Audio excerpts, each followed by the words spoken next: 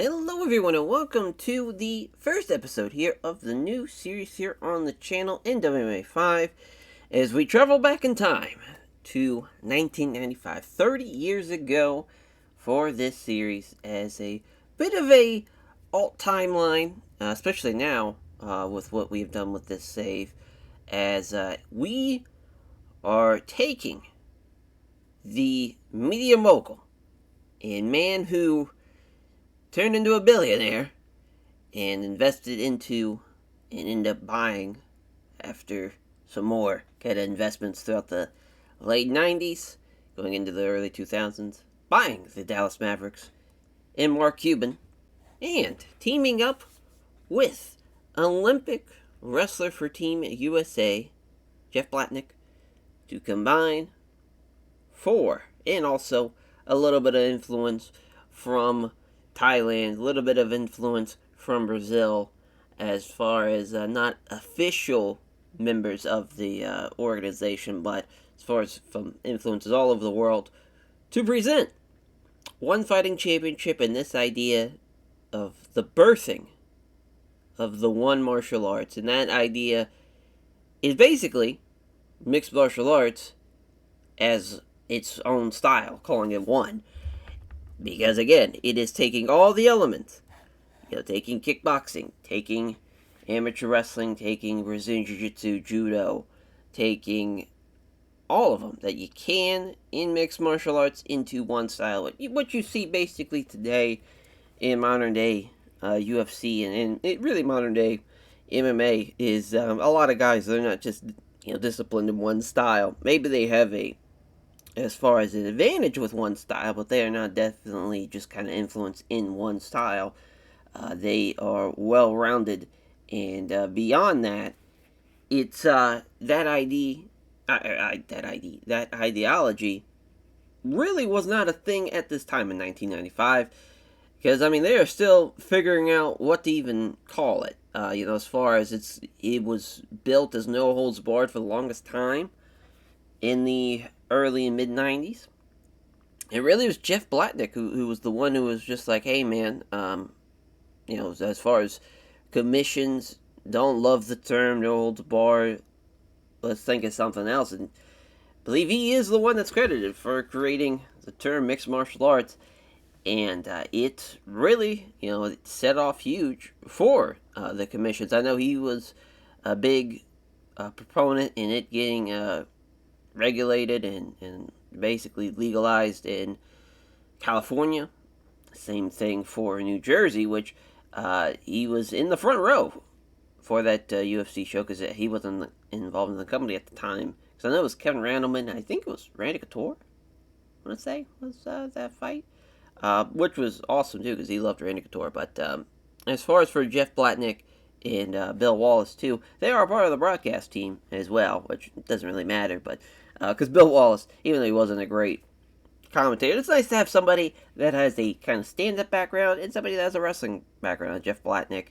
And then we have Bruce Beck, who was really the in-ring announcer, so not really like a commentator, but just kind of is what it is. Obviously, the pickings are quite slim here at the dawn of mixed martial arts. As you see, we already have 3 shows lined up. The idea, the birth of one martial arts, of course, that's going to be the first show. That's going to be in Dallas, because, again, with Mark Cuban and his kind of Texas, really just his roots, because, again, at this time, he's about to make a hell of a deal, and that is, he's about to, basically, his company that it's where they co-invested in it. They say he co-founded it, but really I'd say he's just an investor mainly. In Broadcast.com, is about to get sold to Yahoo, and they're going to try to keep that a part of their kind of live streaming service, but that actually went belly up within like 2 years, the whole thing, basically when the .com bubble bursted at the end of basically that millennium of the late 90s, and really for him to be able to looking for something for Broadcast.com. The idea of Broadcast.com, it was originally a internet radio thing that I believe, trying to remember the actual person who invented that. I want to say is Chris something, but he ended up getting backing from Mark Cuban, of course, and then a guy that he went to school with in I want to say it's Wagner. They both. I think Wagner's an attorney, and obviously, as far as Mark Cuban, they both were in business school at the time at Indiana. So, pretty cool to think that that's kind of how Mark Cuban becomes Mark Cuban into the next millennium, as far as for the 2000s. But right now, he's just, really what he did with Broadcast.com was pretty huge too. It was AudioNet, and then they changed the name to Broadcast.com, which, what a great IP to own, first of all. But to take that, and the idea was he wanted to listen to, basically, because he was in Dallas, he wanted to still watch and listen to Indiana, basketball stuff. And so, basically found that out. It's like, oh shit, this is a great idea. Because internet radio was starting to really come together in the early 90s, and people were figuring out that, wow, this fucking World Wide Web is actually really powerful and can be able to connect to a lot of people. I think by the time they sold to Yahoo, they had like over 300 employees, and I think they end up selling the stock for, I think, a couple million. As far as I know, that's how Mark Cuban basically got his start. Because if he would have held on to the Yahoo stock, it would have went belly up because of the bubble crash. But for him, I felt like this was a great way to kind of have him be the user avatar for this. Having him needing something to do with Broadcast.com, sees this kind of growing sport in MMA, and he's kind of had as far as with HDNet was kind of his baby, and also as far as Versus Access TV basically, which hosted New Japan, and he was going to back Fedor into having a fight with Randy Couture, because I think him and Randy ended up getting close, and he wanted to see that fight happen, because at the time, I think the UFC did not obviously want to make the deal with Fedor, because it was going to be turning into Fedor and M1 basically getting co-promotion rights, which obviously the UFC is ex-naying that. And Mark Cuban said, fuck it, I'll back it. Yeah, whatever money you guys need, let's make it happen. Because they were going to do it in, is it the American Airlines Arena? I always forget which one is, because I think the Toyota Center, I believe that's where the Rockets play. So I want to say it's the American Airlines Arena. Obviously, where the Mavericks play, it's like we couldn't host it there. So you could tell that he had an influence in MMA. I don't know if he really did in the mid-90s, but I feel like it's not that big of a jump to a leap of conclusion on what is going on. And the reason why, too, to have Mark Cuban involved is because he wants to turn this into, in him and Blatnick, and even, we'll say Bill Wallace, too, wanting to turn it more into a sport and less the no-holds-barred era, the 60-minute fucking rounds for the UFC where there was no time limits. And obviously the UFC changed throughout the times, but that was kind of what was in the air at the time.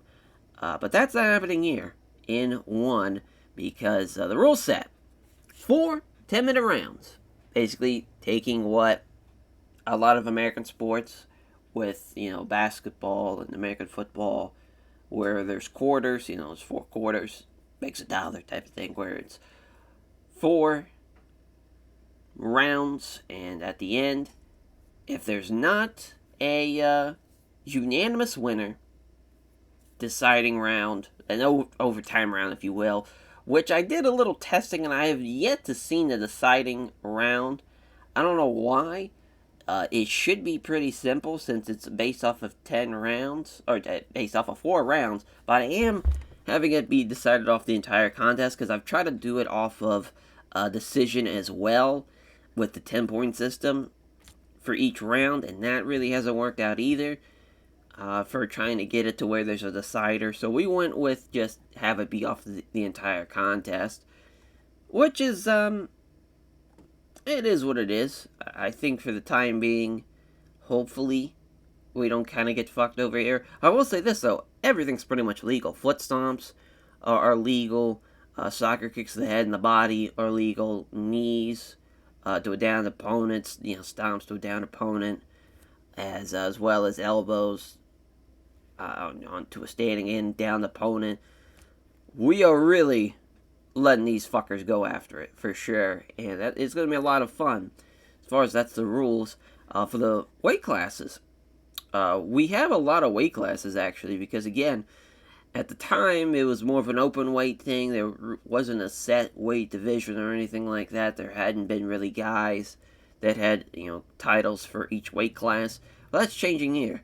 The first one is the heavyweight division, which basically capped at 206, and the max weight limit is 295, which I thought about making it 305, but it is what it is.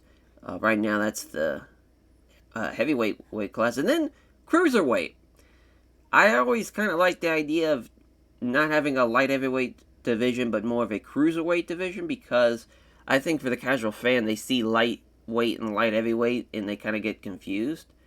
I don't know why. It just seems to be a common kind of point of confusion, I think, for some of the newer fans, just casual kind of people. And it's just, what we're trying to, again, capitalize on a casual audience to get them into becoming one fans. So making it simple works for me. It's basically a combination of what a kind of current day middleweight division kind of looks like a little bit, but it really is just a light heavyweight since it's capped at 205 and the minimum being 191. The middleweight, it's 190. Minimum 171, so a big gap there. And then welterweight will be 156 to 170. And then lightweight is basically where we're going to end it. But right now, because I basically just took one, obviously kept all the current weight classes to make this a little easier that they run. So they have like a featherweight, bantamweight. They had a strawweight and flyweight too, but I already got rid of them. But I think we're probably going to do that for all these as well, because we won't be signing anybody that's this small for a hot minute, just to make that easier for us. But yeah, that's the weight classes, 5 weight classes. We will crown a champion probably in 1996. But yeah, you see here. So we're having the birth, then we're having the showcase, which is going to be in New Jersey, because again, Jeff Blatnick is a bit of a Jersey native. I feel like that's a great way of getting us introduced to the East Coast market. And then we'll go into Brazil in October, as it's going to be one versus Gracie Jiu-Jitsu. So I kind of like the idea of doing where you have the fighters of one, these guys that have really became full-fledged all-around mixed martial artists even in 1995, taking on Gracie Jiu-Jitsu guys. So we got Hickson, we got Enzo, and we got Royce, of course. So we got those three right now, which those cards are pretty much already a little bit set in stone a little bit.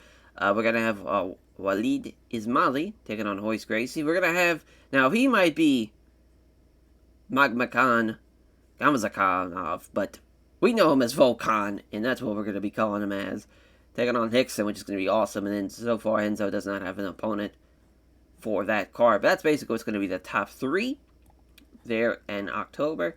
And then the showcase card, which major main event, actually, cruiserweight matchup with Frank Shamrock, making his actual debut in MMA, which is going to be pretty crazy, taking on Kazuya Takahashi. We're also going to have Inton Inoue and Macaulay Ulukin, as far as that's also taking place. Fucking WCW's Craig Pittman's on the card as well, taking on Masaki Satake, as far as that's going to be.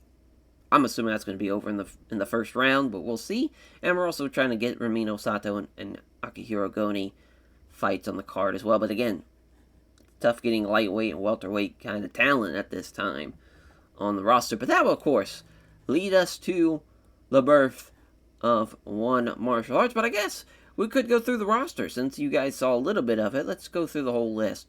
So he has the Magic Man, Akihiro Gono, as far as, I think I said Akihiro Goni at the, once we were going through the card, but yeah, Gono, as far as He is from Sayama, Japan.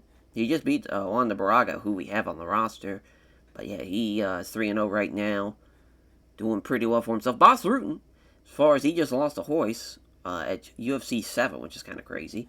But yeah, it went 23 minutes. Insane. Because, of course, those fights go 60 minutes in the UFC. El Wapo himself. We're going to skip over Craig Bittman because he literally just debuted, so nothing really to talk about. But Dangerous Dave Beneteau, and he's taking on TK at the show that we're about to see. And as far as the birth of one martial arts, we'll see how the Canadian does. From Windsor, Ontario, Canada. He's got a wrestling judo background, taking on TK. That's going to be a fun one. Then David Tank Abbott taking on Patrick Smith. A sneaky guy to have involved in one, because I think a lot of people look at him as more of like a barroom kind of brawler, street fighter. But that was all just a gimmick. He was an actually really great amateur wrestler. Maybe not really great, but a very good amateur wrestler, and had amateur wrestling training pretty much throughout almost his whole life, basically. And him and Tito, obviously they had their history with Tank wanting, really probably should have been the real Huntington Beach bad boy, but Tito took it and ran with it. And they were friends in training partners with Paul Herrera, who also Huntington Beach native. They had like a little crew at the time. And for Ed de Kruijf, as far as the from the Netherlands, a Dutch kickboxer, really, you would think, but no, he's got a jiu-jitsu background, so I figured that'd be kind of fun. He's taking on Paul Varelans. That's actually going to be the very first fight in the history of one, which that's going to be pretty interesting to see, because that's going to be on the prelim as well, which is interesting enough. We're actually going to do a prelim with how small this roster is. Incident No Way, of course. We'll see how he does against Macaulay at the Showcase of One show. Of course, Frank Shamrock, although he's beaten Bob Schreiber, I thought he hadn't made his debut yet. So he's 1-0, and he won in 3 minutes over Bob Schreiber. One with a knee bar at Icon.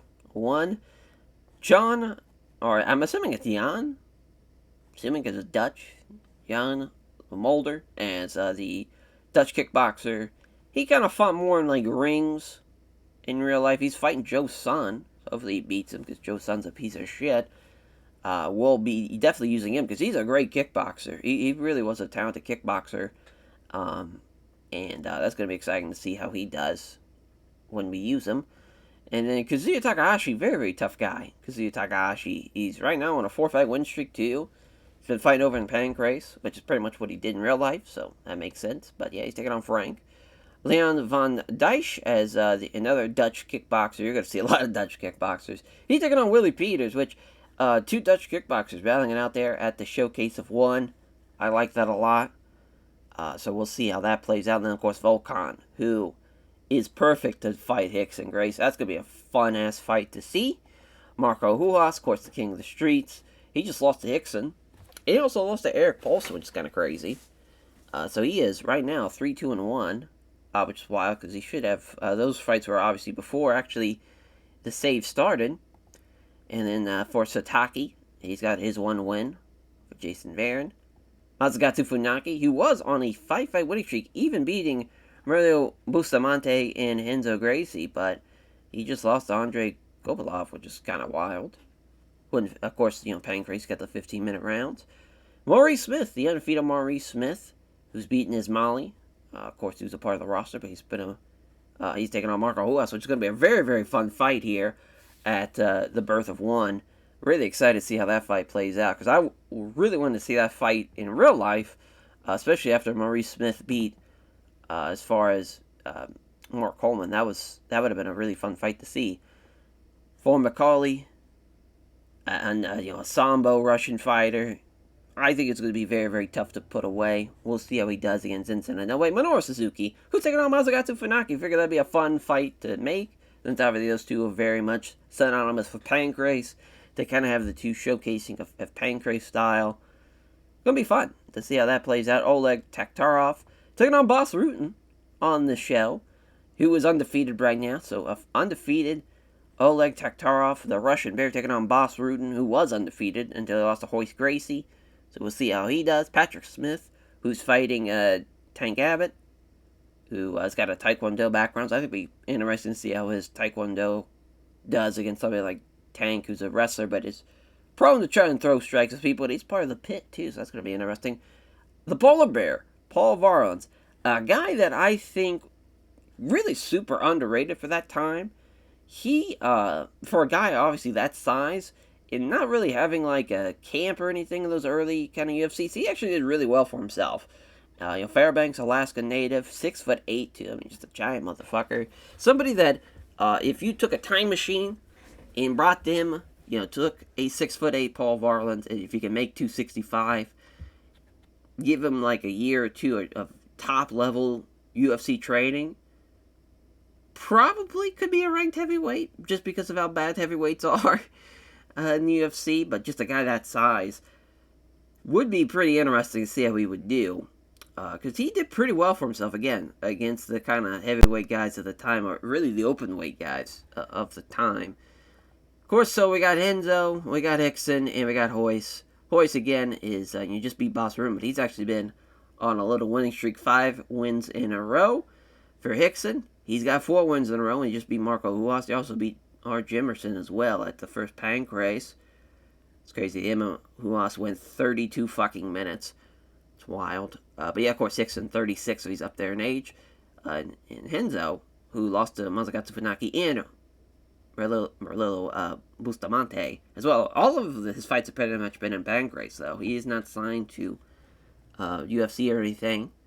So we got, of course, Ramiro Sato. We're still waiting to figure out an opponent for him, because right now, I kind of want him to mainly just kind of work for Shudo, because that's basically all he's going to fight is Shudo guys. So there's that. TK, of course, he should be a part of Rings, yeah, but we already have him taking on Dave Beneteau, so as far as obviously he's not fighting yet in Rings, but he's going to be interesting to see how he does as a heavyweight. And then for Ismaili, who he's got a tough challenge for sure against Royce. We'll see how he does. He's fought Maurice Smith, of course, in their first fight. I think against each other, yeah, because I think, so both guys made their debuts against each other.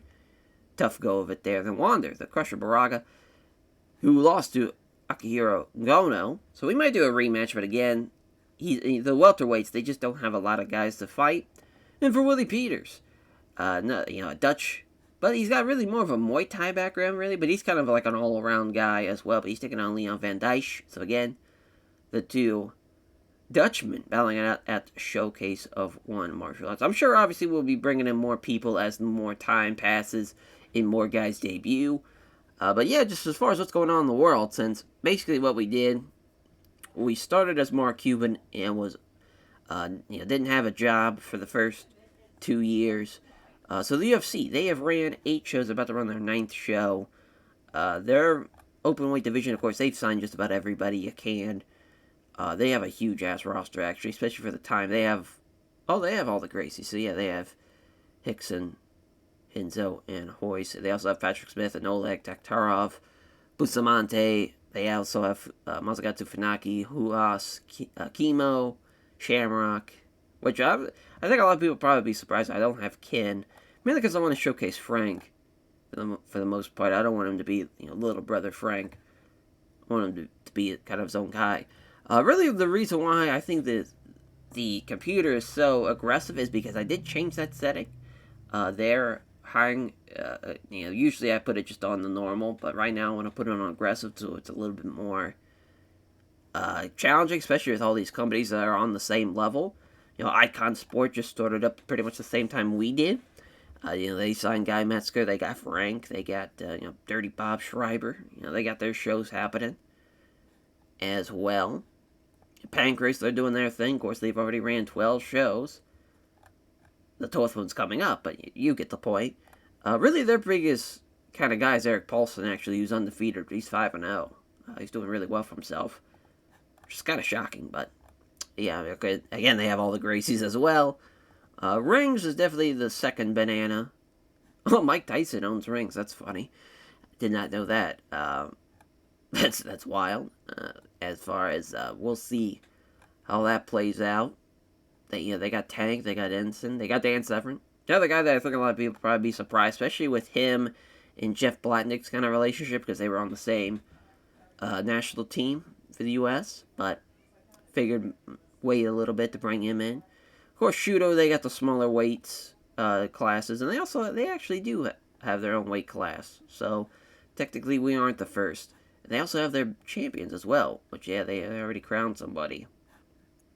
And of course, the UFC, who we already showed they have a lot of fucking people. They don't. Oh, they do have an open weight champion. That's so funny. As oh my god, yeah. As far as Tamaki Hayama, I don't think he has a picture, but yeah, he's on a bit of a warpath right now. We need to kind of get a little bit more pictures for some guys around the world. It's it's not, I guess, not too crazy to think that it's very hard to get pictures for a lot of the kind of Japanese talent of the mid-90s at that time, who would just kind of did it in rings, and then once the rings kind of went belly up, that was it for him. But yeah, that's at least the background of what's going on in the world. We have, as far as, I guess we could look at the end of the year awards, which basically has been dominated by a lot of the Japanese fighters. Yeah, Pancrase just won the Company of the Year. Akihiro Gono won the Rookie of the Year Rookie of the Year award, rather. But yeah, you could see it has basically been Shudo and Pancrase running shit. Hopefully, we make a big splash here with one. But yeah, Bas Rutten, Oleg Taktarov, Minoru Suzuki, Masakatsu Funaki, Marco Ruas, Maurice Smith, Patrick Smith, and David Tank Abbott. And then Tsuyoshi Kosaka taking on Dangerous Dave Beneteau DDB, if you want to shorten it like that. In our one prelim fight, Ed de Kruijf. I think I'm definitely fucking that last name up. But then Paul Varelans, who is coming in at 265. Massive individual. I think we're going to make everyone's weight a little bigger, though. Right now it's capped at 265 for a lot of the heavyweights, because, again, they're trying to make it to where it's more normalized of what the modern-day UFC is, and that really wasn't the case, obviously, at the time. And because our weight class is a little bigger, we're going to let the guys be a little bigger, too. Which hopefully doesn't fuck us as far as having heavyweight guys not wanting to fight each other. But as far as for the analytics side of things, Bas Rutten is the favorite, which is really no surprise. But the undefeated Russian Bear, Oleg Taktarov, coming in and looking to beat Bas Rutten. It's going to be a fun heavyweight fight, though. In our main event, in the co-main, Minoru Suzuki, Masakatsu Funaki. Masakatsu Funaki the favorite, which is really no surprise. I would say he's probably the better Pancrase fighter of the two. So we'll see how that plays out. Maurice Smith and Marco Ruas. Definitely could have been a main event of another show. This is a hell of a fight here. Marco Ruas, slight favorite. This is going to be a hell of a fight, though. Really, really fun fight here. Both guys even have a camp, too, so that's going to help out that fight a lot. As well, Patrick Smith, David Tank Abbott. Of course, Tank making his debut. He's a part of Team Voodoo. He is the heavy favorite in this one, the clear favorite. Minus 530 favorite over Patrick Smith. Gonna be an interesting one for sure. Then TK and Dave Beneteau, which TK is the favorite at minus 310. Both guys making their debuts. Really nothing really more to go off of that. We know what TK did in the Pride FC save many moons ago. But we'll see how he does here in the dawn of MMA save. Or in the dawn of MMA mod. And for Ed and Paul Varelans. Of course, Ed already lost. He's the one guy who actually has a losing record. Part of the roster.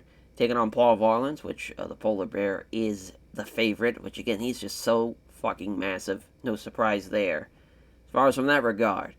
We will take a hit because the card is pretty small. It's 6 fights, which you need 8 to not get penalized, rather. But this is going to be exciting for sure to see how we do in Dallas for this first show. Everyone's making their fucking debuts.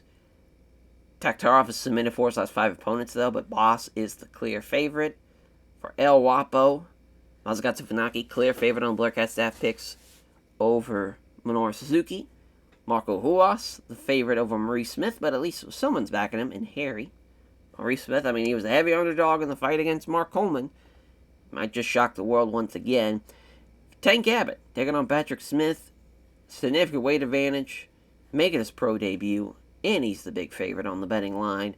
TK and Dangerous Dave Beneteau, which TK is the clear favorite on that one. But I think it's going to be a lot closer than what they have it as. And then for the Polar Bear, Paul Varelans, big weight advantage. Big just size advantage overall. There's a couple of people back at Ed, though. This is actually one of the closer ones of the Blurcat staff picks, funny enough.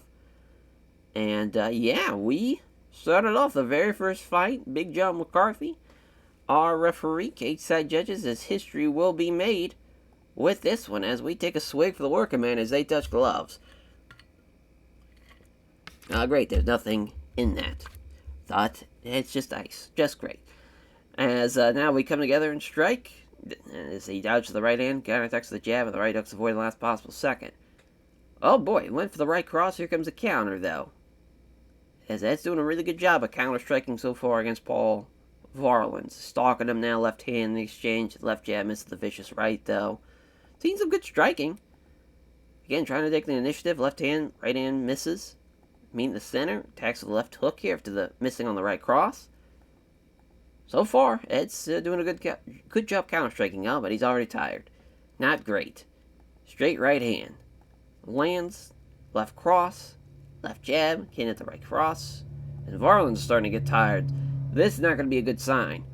As far as everyone's stamina. Left jab. Right hook there.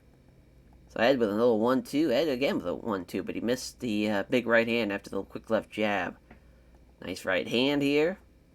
Southern past the right hook attempt, attacks with the left hook. Meeting the center again, Paul Varelans. Missed the big right hand, allowing for the great cross off the counter. Breathing very hard, and that's the end of the first round. I would say Ed probably won that round off of strikes. Yeah, it looks like he certainly did. They engage, obviously doesn't matter off a round-by-round basis, but overall, he's definitely winning the fight going in the second. Missed the right cross. Home for a counter again, Ed with the counter-striking. They're both shattered, trying to get him up against the ropes here. Because again, we are using ropes. We're not using the cage. Again, we're trying to make it look like a legitimate sport, not so much human cockfighting. Knee to the side of the ribs. Short left uppercut. Couple of punches to the side of the head. It's tough because no one really kind of grapples like this against the ropes in real life, but because the game is kind of vanillaed into basically fighting the same in a ring or in a cage, they don't really change that, but no one should be able to be pressed against the ropes like that. It's just, there's not enough weight to them to make that happen. But Big John's going to separate them. Here we go. They come together and striking again. Ed slipping past the right hook attempt and counters with the left jab and a solid right hand. Back into a clinch, back against the ropes. And yeah, Ed's just controlled against the ropes, just putting all that weight on him. Big John separates him again. And unsuccessful takedown. They sprawl. Left hand from Varelans. 1-2. Oh! Poked in the eye. How about that? First eye poke. But now they're separating, and we're back. Now that his eyes all cleared up. Left hook, left hand. Both guys, southpaw strikes. Not getting driven back against the ropes here, his Ed. Varelans pushes him against the ropes this time, and now just put him against the cage. Yeah, Varelans is basically on E. I would say the same thing for Ed at this rate. A couple of punches inside the head, and Big John's got to separate him again. Left jab and a right hook from Ed. I think Ed's just too small to really rock him, I think, unfortunately, and they're both just too tired at this point. But Ed's still doing a good job of these counter strikes. Countering with a quick left and a right cross. Both fighters strikes without success. Right cross blocked. Let's find the mark of the right hook. Swing past the right hook and counters the left cross. Left hand, right cross. Good shit there. I'll miss the right cross. Here comes the counter. Left jab and a right hook to avoid the last possible second. That's the end of the second round. And again, I would have to say Ed landed more... Oh, actually, Paul Varelans probably stole that one. So yeah, you could say it's all maybe tied up potentially. Going into the third round, which again, don't want to look at it like a round-by-round basis, but it's just easier that way for now, until we look at the total kind of landscape of the fight.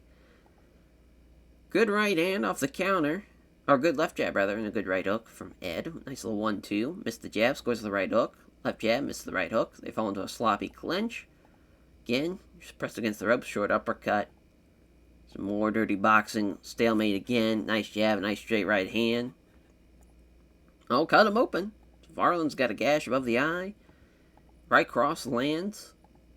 He's fucking him up now. Ed's with a left cross. Left jab, right cross. Can't connect, though, for Varelans.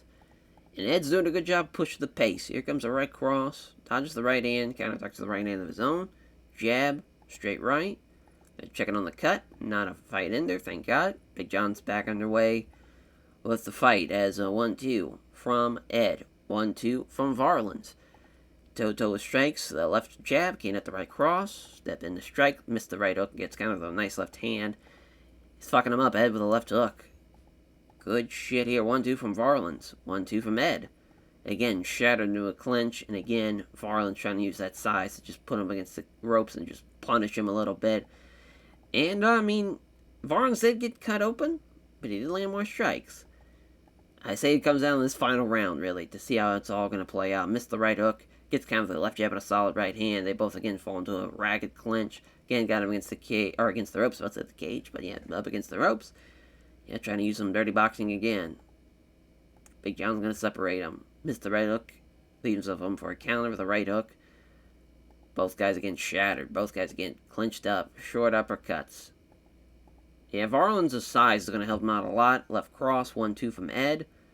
Dodges the right hand, counterattacks the jab and a good right hook. So they're landing.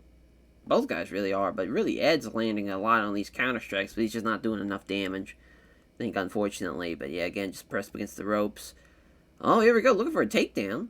Great sprawl again from Ed, and he lands a jab and a right cross. Another jab that's wide this time. It hits the right cross again. I think Ed might have won it. I really do. I think he did it. If not, we might get a decider. You never know, because this has been pretty close. Again, cut him open. And again, brilliant sprawl. I just feel like Ed's done enough here. I think in the first and the fourth, he was, those were the most dominant rounds for him. He opened them up. He probably landed more strikes overall. Let's see. Yeah. All three gave it to Paul Varelans. How about that? So that went completely what we didn't expect, but he did outstrike him up, landing over 100 strikes. But he did miss on all of his takedowns. So I feel like Ed kind of got fucked a little bit. But at the same time, he did get outstriked by Paul Varelans. How about that, man? It was rated decent, though. And so our first fight goes the distance in one FC history. But we'll see how the next fight goes. Here we go. They both step in and strike. Kosaka with a jab, missed the right hook. Beneteau with a nailing of the right cross after the jab misses. 1-2 again. Good right hand from Kosaka. These guys, I mean, they're landing. Again, much like we saw in the first fight, but I think they're going to get tied the way they're swinging and missing here. Unfortunate. Oh, counter with a great right hook of his own here. TK and Kosaka now. Again, slipping past the right hook with a great right hook of his own. Kosaka's counter strike is doing pretty well. And there's Kosaka getting tired. They engage in the center. Kosaka comes in with a good right hand. Oh, broke his fucking nose. That's tough.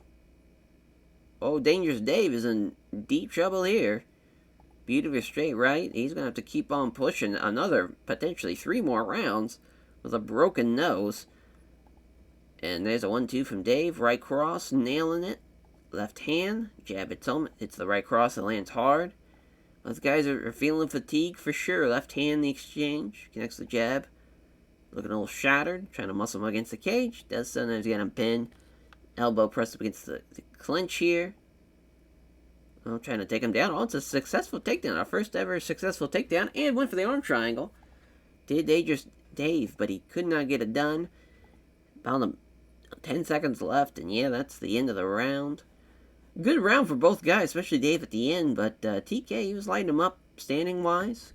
Broke his nose, too. So that's nice to see. Kosaka, the jab and a nice right hand. Jab at a straight right. TK with the 1-2s. Dave trying to get a grappling session going, but again, he's just getting pieced up with these 1-2s. 1-2 again. Nice left, straight right. Quick punches and land it though. Jabs wide, hits him with a beautiful straight right again. Right cross from TK. Missed the vicious right hand. Here, gets all of them now. Let's see what Dave's going to do now. He's got a hold of him. Look for the clinch. Takedown. Nope. Looking for the trip. Got that one, though. keeping it close body-to-body contact. Doesn't want to get caught with a submission on the bottom. Very close with strikes.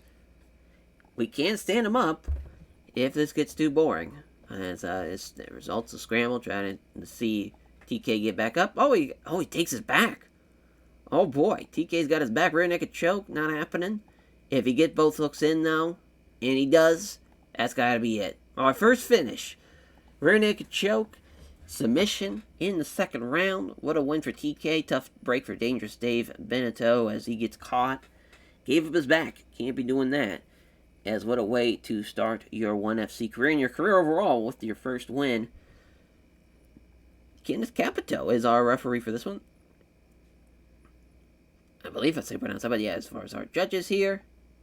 Yeah, Tank got at least 40 pounds on Patrick Smith. Doesn't touch gloves. Oh boy. I'm sure Tank loved that. Left hook from Smith. Jab and a nice right hook from Tank. Nice jab and a nice straight right hand. Both guys are landing big-time shots here. Clean with the right hand does Tank land. And now left jab right cross from Smith. Good right hand from Tank. 1-2 from Smith. Oh my, these guys are fucking landing. Here comes a counter as Smith attacks with a quick left hook. Tank's already tired. Again, surprise, surprise. 1-2 from Patrick Smith. Tank with a left jab and misses the right hook. Smith now getting tired. Exchange strikes at relatively close range. Nothing really comes of it though. Left jab again at the right cross. Good right hand from Tank. And these guys are landing now. Wicked right uppercut from Tank, and he knocks him out in the first. Gotta love it. David Tank Abbott gets the win in 6 minutes of the first round. Another good fight, another finish too. Gotta love that. As what a win for Tank Abbott winning his debut. Love it. Love it. King of the Streets, Marco Ruas. Maurice Mo Smith. As Christian Magam is our referee. Again, probably fucked that up. Yeah, Smith already. Slipping past the right hook, attempt attacks with a quick left jab and a right hand. Yeah, his kickboxing background, very solid. He's got a great engine with him. He does not get tired. Marco Ruas with a left hand. Left jab comes up short with a body kick. Missed the right hook. It's kind of the left jab and a right hook to avoid a possible second. He's a really good counter striker, is Maurice Smith. 1-2 there from Maurice. Missed the big right hand. Here comes Smith with a left jab and a leg kick. We haven't seen a leg kick really yet on this show. But he checks that easily, does Marco Ruas. Counters left jab with a right cross. Just missed it, though. Left jab. Oh, he also goes for a leg kick. So both guys going for leg kicks. Doesn't reach the hook to the body. Lands the left hook. Ruas lands the left jab but missed the right hook. Oh, cut him up now. Did Maurice Smith. Ruas getting tired. Don't want to do that against Maurice Smith, who hits a jab and a right cross. Oh, and he rocked him. Big right hook drops him. Good finish for the fight here in the first. And, oh no, he hangs on. Marco Ruas, I thought that was going to be it for him. They stand him back up too. Wow, so now Maurice Smith's tired, which, that I can understand. He kind of emptied the gas tank on him, trying to finish the fight. And they're going to check on the cut as well. Not a fight ender, thank God. We're back underway, which that was kind of a waste of a stoppage. Obviously, Maurice Smith's winning the fight after knocking him down and almost finishing him. Both fighters strike without success. Leg kick missed it. Let's find the mark on the right hook. Toe strikes. If I can really anything. Here comes Marco Ruas, though. Misses the big right hander. Here comes a counter from Smith with a quick left hook. There's a leg kick now. Oh, Marco Ruas look for a slam here. Oh, blocks it. Leg sweep now. That also gets stopped. Marco Ruas is in deep shit here. He cannot even take down Maurice Smith. In real life, Maurice Smith trains with Frank Shamrock for his fight against Mark Coleman. I don't know if he does the same thing here where he's training with Frank, but it's a good idea. 2 jabs, hit home. Hits him with a leg kick, though. Yeah, Maurice Smith's going to be a tough guy to put away. He really is so well-rounded for a guy that just had pretty much a kickboxing background. Doesn't connect with the left jab, lands a leg kick. Doesn't connect with the left jab, lands a left kick to the ribcage, though. And Maurice Smith, though, breathing pretty hard. Yeah, these rounds, they are tough on people, though. 10 minutes is a long time to be fighting somebody. Takedown is successful, though. Trying to scramble already is Maurice Smith, and somehow ends up losing out on North-South and ends up sliding to side control, looking for mount. Oh my God, went for mount, but it's a scramble. So we're back in half guard. So we're going all over the place here. Maurice Smith keeps on scrambling, but he keeps on losing out on these scrambles. Yeah, Smith's trying to get something going, but yeah, I mean, Marco Ruas at least didn't get dropped or anything that round. That definitely went more in his favor, but not great overall. Left jab from Smith, missed the big right to the body on the body shot. The body kick, to be exact. Left hand, left hook from Ruas. Oh, reopened that cut. Did Maurice Smith. 1-2 from Smith. Trip takedown, couldn't take it down. This time, again, Maurice Smith was the one trying to get them takedown, but Ruas stops it. Another trip, gets stopped. Finally gets the takedown. Marco Ruas, yeah, he doesn't have a lot left to give here. Trying to use his leg strength to push him back. Top control is just too slow for him. So as far as Maurice Smith just outworking him at this rate now. Trying to move the guard. Ruas doesn't allow it. Mount. Can't quite get it though. And they stand him up again. 1-2 doesn't land either blow. And pretty much gas tank on E from Maurice Smith. Left roundhouse kick to the body. Jamming a leg kick from Ruas. Shatter into a clinch. Trying to get him against the ropes. They're going to check on that cut again. Not a fight ender. Back underway. Oh, nice left jab and a straight right from Maurice Smith. Counters the leg kick with a clean right hand. Thought that might have rocked him or dropped him even. Who else gets a hold of him? Can't take the takedown.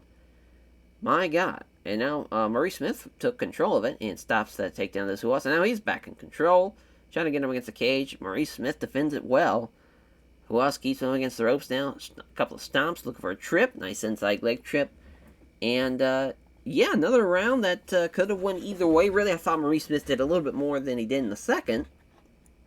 But at least, you know, as far as Ruas gets a couple of takedowns. He's hanging in there. Left hand. Sits there and kicks the legs. Oh, here comes a counter from Ruas. Missed the right cross. Does Maurice Smith. It comes in with a jab and a right hook to avoid in the last possible second. Left hand. Right hand as well. Jab lands. Big rights avoided. Gets all of them without taking too much damage. What a successful takedown from Ruas now trying to pass. It's only half guard though. Trying to pass him half to full. Oh, starts trying to get better position on a half guard again. The scramble. Tries the counter. Neither fighter gets an advantage, so they're back standing. Oh, what a countering the right hand with a left jab and a spin kick from Maurice Smith. Smith the left jab missed the low kick. They fall into a clinch. Ruas with a trip. Yeah, now Maurice, he's not even got the energy to stop these takedowns now, so he's gaining. The grappling is going to be a huge advantage now for Marco Ruas. Going for the arm triangle. Doesn't get it, though. If he can go for another submission, he might just get it, but they're going to stand him up again. With about 2 minutes left. Missed the left jab, scores the right hook. Doesn't connect to the left jab, it's the right cross. God damn, these guys are getting after it, though. And who else gets a hold of him? Looking for another sweep. He's got him. He passes the side control again. Pounds away, not really doing too much damage. That's the end of this one. As we'll see how the judges score it. They give it all to Marco Ruas. That's kind of, I mean, listen. Kind of crazy, but at the same time, really, Maurice Smith, all he did was that first round. Second round, again, he definitely won it, if you want to look at it like that. Third round, definitely won it. And the fourth, he completely dominated him, really, for the most part. I would say, you know, if you're looking at an entire fight, I would love it for the guy that actually got a knockdown to have won the whole fight. But at the same time, really, for the next 30 minutes, he got dominated by Marco Ruas. Maybe not dominated, but he definitely was losing the fight. So, I mean, it is what it is. So far, the judges, again, you know, it's been a unanimous decision each time. But each changes, you know, thanks have been rather connected to Hus Valley Tudo and for fight sponsors for supporting financially. He beats the undefeated Maurice Smith, though, in a big win. So our co-main event, the Pancrase fighters of Minoru Suzuki and Masakatsu Funaki, of course, men that are no strangers to each other. Funaki comes in with a takedown. He's got him already. Let's see what Masakatsu Funaki does already. Looking for the mount to scramble. Oh, grabbing the ropes. Or grabbing up against the ropes, rather. Excuse me. Funaki trying to grab a leg, trying to get a takedown. It's another fucking takedown. Boy, oh boy. Masakatsu Funaki is just rolling right on through him. Suzuki ready for the scramble. Ends up in half guard, though. Another scramble again. Oh, Funaki trying to grab a leg. Oh, ends up losing out on it. Went for the leg lock, and it might have cost him. But Suzuki, very, very wary of Funaki's submission grappling, for sure. Again, he's up first, but quickly grabbing him and trying to sweep him back down. And he goes right back down, gives up his back up, both hooks in. That's got to be a rear naked choke. Wow, he fights it off. Fights it off again. Minoru Suzuki, you are fighting your ass off here. I cannot believe that. Trying to still get us out of that. He's now getting pounded away. So, I mean, for Masakatsu Funaki, that round definitely got away from him because he had the finish right there. Had both hooks in. Couldn't get it done, though. So we'll see. Back to the ground we go. Really no surprise there. Trying to go for a scramble, potentially. Oh, ends up in guard. So, yeah, we're back where basically where we started. Went for side control, another scramble. And again, Funaki going right back down with a sweep. Went for mount again. Almost gets it, but it's another scramble. Out on top. Went to side control. Another scramble. Oh, my. Still on top. He's still, pulling guard. I mean, Suzuki's just trying to survive at this rate. I don't think he's really done anything of note besides just trying to survive. Referee stands him up. Suzuki and Funaki finally getting tired. And again, Funaki right back down on the mat. Looking for the armbar. Suzuki fights it off. Looking for mount. Another fucking scramble. Unreal. Every time he's looking for mount, every time he's able to pull off the scramble. That's the end of the second. I really want to know. Oh, damn, I was hoping I could look at the entire fight so far, the metrics, but yeah, I forgot you can't do that. If Funaki shoots in, finally doesn't get the takedown right off the rip, but he's probably going to get this one. Yeah, got side control too. Looking for mount, another scramble, got his back. Oh, rolled him over now, so he's left in side control. I thought he was going to grab him by his back, but he turned it up with Suzuki on his back. Now the arm triangle. Again, Suzuki blocks the submission. He just keeps on hanging in there. No progress being made. Referee standing him up, and now Suzuki's corner trying to urge him on to try and get something going, pushing him down on his hands and knees. If he knees the shit out of him, if he would have kneed him, that could have been it. But yeah, it gets taken down again. It's 8th takedown. Jesus Christ. In 30 minutes as he's trying to get some separations. Bad choice. Funaki seizes in, grabs side control. Trying to get them out again. Keeps him at side control. Good job there from Suzuki. Trying to wear him down. Potentially. Again, Funaki back on the mat. We go.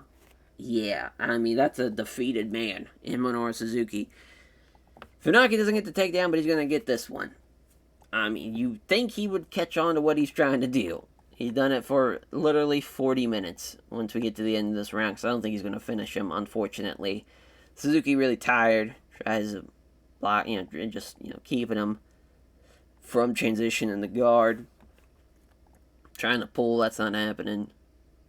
Sees an opportunity, goes for the leg again. Big error from Minoru Suzuki as the scramble ends up with Funaki grabbing him against the ropes and taking him right back down with the takedown. Oh, Suzuki went for a sweep again. Suzuki's really going for it, though. I mean, he's trying to do anything he can to get something going. I'm liking that he's at least trying to go for sweeps now. It hasn't worked out. It hasn't worked out at all. But he's at least trying to do something, and now blocks it, but takes control of it. So Suzuki at least tried to go for a takedown. Couldn't take that. Couldn't stop that either. Another leg sweep attempt again. Funaki just not happening. God damn. I mean, Suzuki was just going for sweeps at the end at a fucking rapid pace. Surprised it was only rated decent. I thought I was going to be rated poor for the first time, but yeah, Masakatsu Funaki just completely outclassed him. Makes sense since he was a minus 400 favorite. In our main event, Big John, our referee for this one, Boss Nelwapa, taking on the Russian Bear and Oleg Taktarov. Jabs wide from Rutan, catches him with a roundhouse kick to the body. Love that. Love the roundhouse body shot. Spinning back kick failed to land from Rutan. Oleg went for the takedown. Drives him up against the ropes. Judo throw. Oh, bro, tossed him. Beautiful hips. Toss. Oh, got him. His back. Oh, boy, got both hooks in. That's it. Wow. Oleg Taktarov just ran through Boss Rutan like he was a fucking slice of butter. Unreal. 2 minutes and 30 seconds. And he's 6-0. I mean, we're probably going to crown maybe our first heavyweight champion. Probably going to have Oleg and, probably going to have Oleg fight Marco Ruas for the heavyweight title. Seems to make sense after those men beat Marie Smith and Boss Rutan. 69 in the critical rating. Nice. 49 people showed up here in Texas. Made about $3,000. About $4,000, actually, excuse me. But, popularity increased in America. Good. Good. This pleases me. We're not going to do a performance bonuses or anything like that. No, I guess we could. Yeah, it'd be kind of fucked up if we didn't. Yeah, Marco Ruas for his comeback. Oleg's getting the fight of the night and submission of the night and the performance of the night, so he's going to make a shit ton of cash. Plus, he's only making, you only get $150 for the fight of the night bonuses and whatnot. So really, they're getting about $1,000 for this, which is just fucking wild. Yeah, we'll go with TK2. That was pretty impressive how he grabbed us back in such quick succession. Oh wow, we made $6,000. Can't beat that. A couple of guys only made $100, but a couple of guys like Masagata Funaki made about $6,000. Good on him. Well, that will do it though for the first fight in one. Of course, the loading times are so fucking fast because there's nothing really going on. What a win though for Oleg Taktarov. Unreal though. I cannot believe he beat him. That was crazy. Yeah, Dave Beneteau fighting with that broken nose. Very, very tough. And now our next fight, of course, will be the Showcase of One. I'm hoping we can get a little bit more fights scheduled. We'll see. As far as for the Showcase of One, see how many people are going to be out for a while. Yeah, a lot of guys are going to be out for basically a month. So it's going to be a hard... Well, no, we'll still be able, because they'll definitely recover around the end of May, beginning of June. So yeah, they should be able to be booked on that July show. That's going to be nice. That's going to be nice to see. I don't think we're going to... Marco Ruas is off for 4 months, too, so he's got a wild Oleg. We'll be waiting. I think we'll probably start off 1996 with that one to crown our first heavyweight champ. But yeah, that will do it for episode 1. Thank you all for watching, and we'll catch you guys next time for the Showcase of One Martial Arts. Take care, everyone.